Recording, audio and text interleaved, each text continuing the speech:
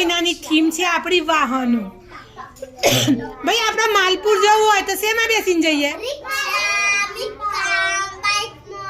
હા ભાઈ માલપુર મોડાસા જવું હોય તો શેમાં જાવ છો તમે? બસમાં જાવ છો ને? હવે બધાએ શું કરવાનું છે? એક એક વાહનનું નામ બોલવાનું. બોલો તો ભાઈ. હેલિકોપ્ટર, રિક્ષા, વેરી ગુડ. બાઇક, ઇકો, સરસ. જીસીબી, હા સાયકલ, હા ભાઈ બોલો કોઈ પણ એક વાહનનું નામ. ટેમ્પો. આહા. ઇકો, બસ, બોસ. બોલો. Jeep, Thar, Honda, very good.